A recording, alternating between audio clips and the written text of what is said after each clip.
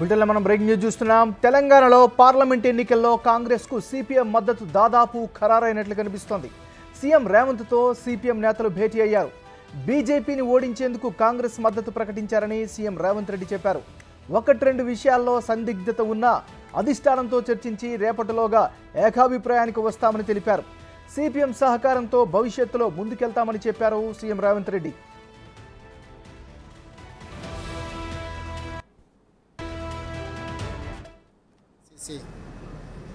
అధ్యక్షుడు ఆదేశాల మేరకు తెలంగాణ రాష్ట్ర సిపిఎం పార్టీ నాయకులతో చర్చించడం, పిసిసి అధ్యక్షుడిగా రాష్ట్ర ముఖ్యమంత్రిగా కొన్ని ప్రతిపాదనలు వారి ముందు చెప్పడం జరిగింది.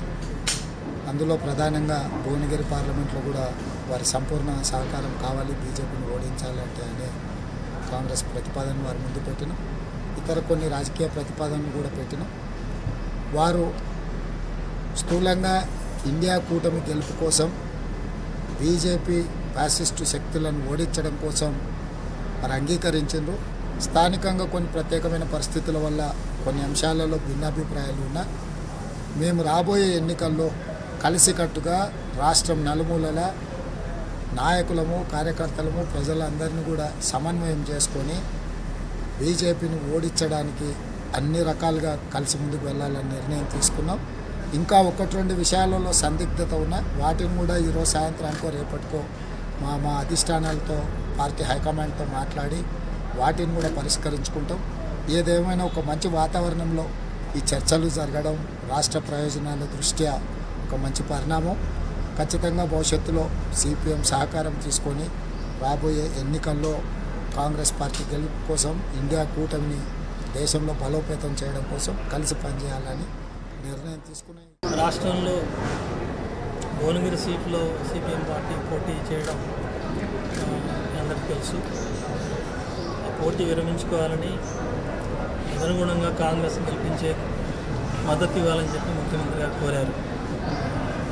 కానీ మేము దానికి బదులుగా అసెంబ్లీ ఎన్నికల్లో కూడా కాంగ్రెస్తో పొత్తు ప్రయత్నం చేశాం. 2 సీట్లు ఇస్తామని కూడా తర్వాత ఇవ్వకుండా పోటీ చేసే పరిస్థితి వచ్చింది.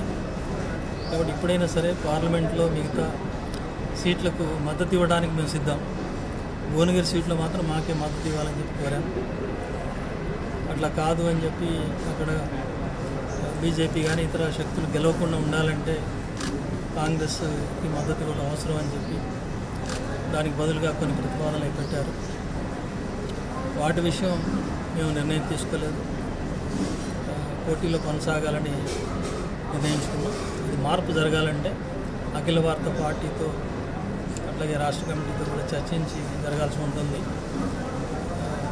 ఆ తర్వాత నిర్ణయం జరిగిన తర్వాత తెలియజేస్తామని చెప్తాం.